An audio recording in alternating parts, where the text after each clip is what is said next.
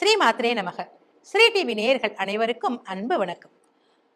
பூலோகத்தின் நிகரில்லா க்ஷேத்திரமாக விளங்கும் காசி திருத்தலத்துல நம் சக்தி பீட பயணம் தொடர்ந்து கொண்டிருக்கிறது.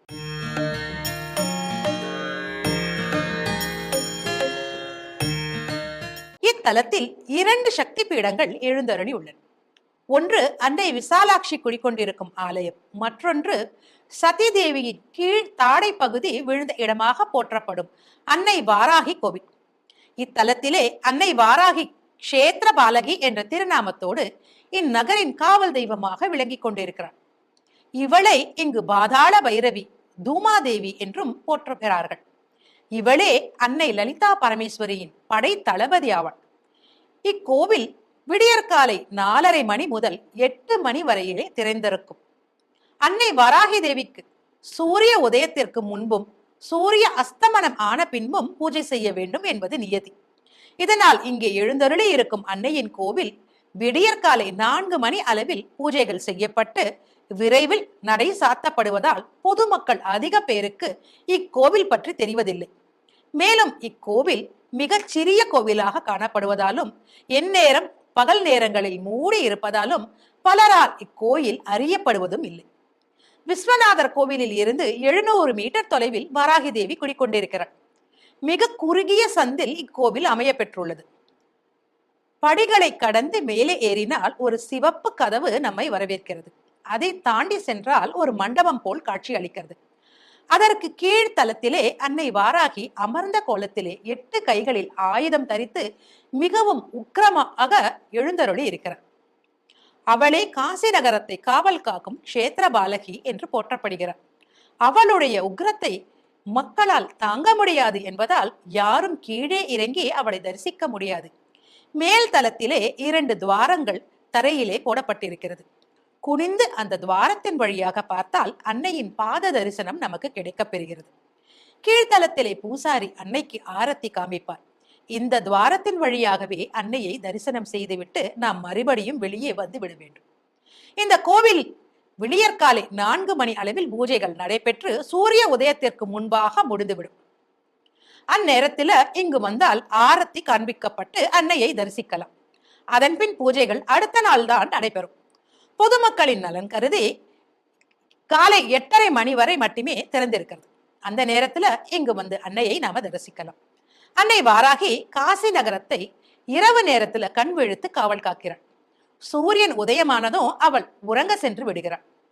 காலபைரவர் சூரிய உதயத்திற்கு பின்பு இந்நகரை காவல் காப்பதாக ஐதீகம். இதனால அன்னை வாராகிக்கு சூரிய உதயத்திற்கு முன்பாக இக்கோவிலிலே பூஜைகள் நடைபெற்று சூரிய உதயத்தின் போது நடை சாத்தப்படுகிறது. அப்பொழுது அன்னை தூங்கச் செல்கிறார். மறுபடியும் சூரியன் அஸ்தமானத்திற்கு பின்பே அவள் துயிலெழுவதாக கூறப்படுகிறது. எனவே பகல் பொழுது கோவில் நடை சாத்தப்பட்டு இருக்கிறது. தாந்திர வழிபாட்டின் தேவியாக இவள் போற்றப்படுகிறார். மேல் தளத்திலே விடியற்காலையில் இந்த அன்னைக்கு தினம் சிறப்பு யாகங்கள் நடைபெறுகிறது. பலர் தங்களுடைய பிரச்சனைகளை இங்கு வந்து அன்னையிடம் முறையிட்டால் அவர்களுடைய பிரச்சனையை இவள் உடனே தீர்த்து வைப்பதாக கோவிலில் உள்ள பூசாரி கூறுகிறார். சட்ட சம்பந்தமான பிரச்சனைகள், எதிரி தொல்லைகள், குடும்பத்தில் நடக்கும் பிரச்சனைகள் எதுவாக இருந்தாலும் இந்த அன்னையிடம் முறையிட்டு அவளுக்கு காணிக்கையாக செம்பருத்தி பூவினால் மாலை சாற்றினால் அவர்கள் கஷ்டங்களை உடனே நிவர்த்தி செய்பவளாக இத்தலத்திலே வாராகி அன்னை வீற்றிருக்கிறார். இக்கோவிலில் இருக்கும் இந்த அன்னைக்கு செய்யப்படும் பூஜை மற்றும் நிவேதனங்களில் மிகுந்த கட்டுப்பாடுகள் கடைபிடிக்கப்படுகிறது. ஒரு முறை அன்னைக்கு பூஜை செய்யும் பூசாரி அவர் நியமனங்களை ஒழுங்காக கடைபிடிக்காமல் ஒரு நாள் பூஜையை மேற்கொண்டதால் அன்று பூஜை செய்யும் நேரத்தில் அவர் கன்னத்திலே யாரோ அடிப்பது போல் அவருக்கு அடி விழுந்தது. அடி விழுந்த வேகத்துல அன்னையின் காலிலே அவர் விழுந்தார். அப்பொழுதுதான் புரிந்ததாம் அது அன்னை அவருக்கு கொடுத்த அடி என்று. அன்று முதல் அவர் நியமங்களை ஒழுங்காக கடைபிடிக்கலானார். இப்படி தன் பூஜை நியமங்களில் குறை இருந்தால் உடனே கோபித்துக் கொள்வார் இந்த வாராகி என்று இங்குள்ள மக்கள் கூறுகிறார்கள். இதே போல இந்த கோவில் அருகே பூ விற்கும் ஒருவரின் மகள் உடல்நிலை சரியில்லாமல் கோமாவில் படுத்து விட்டாராம். டாக்டர்கள் அப்பெண்ணை காப்பாற்ற முடியாது என்று கைவிரித்து விட்டார்கள். ஆனால் மனம் தளராத அந்த பெண்ணின் தாயார் அன்னை வாராகியிடம் வந்து தன் மகளின் உயிரை மீட்டு அவள் மறுபடியும் சகஜமாக நடமாடும்படி செய்ய வேண்டும் என்று உள்ளமுருகி வேண்டிக் கொண்டார். தன் பக்தர்களை ஒருபோதும் கைவிடாத அன்னை இந்த தாயாரை மட்டும் அழ விடுவாளா என்ன? அதிசயத்தின் அதிசயமாக ஒரே வாரத்தில் அந்த பெண் குழந்தை கண் விழித்து கோமாவில் இருந்து எழுந்தது மட்டும் அல்லாமல் சகஜ நிலைக்கு திரும்பி விட்டாளாம்.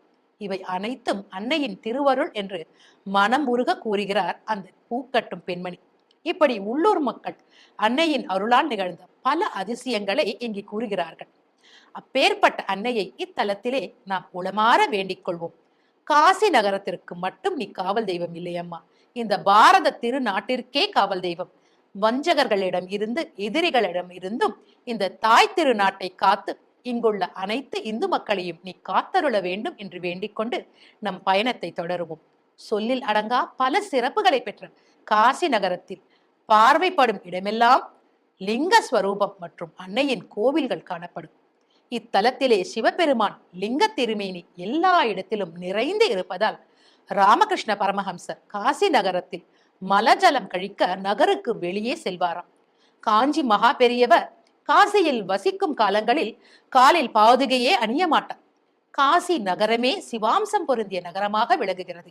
அப்பேற்பட்ட புனித நகரத்தை ஒவ்வொரு இந்துவும் வாழ்நாளில் ஒரு முறையாவது இங்கு வந்து கங்கையில் நீராடி இங்கே எழுந்தருளி இருக்கும் அன்னை விசாலாட்சியையும் காசி விஸ்வநாதரையும் உலகத்துக்கே உணவளிக்கும் அன்னபூர்ணையையும் இடர்களில் இருந்து நம்மை காத்தருளும் காவல் தெய்வமான அன்னை வாராகி தேவியையும் கால பைரவரையும் தரிசனம் செய்து வாழ்வில் எல்லா வளங்களையும் பெற வேண்டும் என்று வேண்டிக் கொண்டு நாம் அடுத்த சக்தி பீடத்திற்கு அன்னையின் அருளோடு தொடருவோம். சர்வம் சக்திமயம்.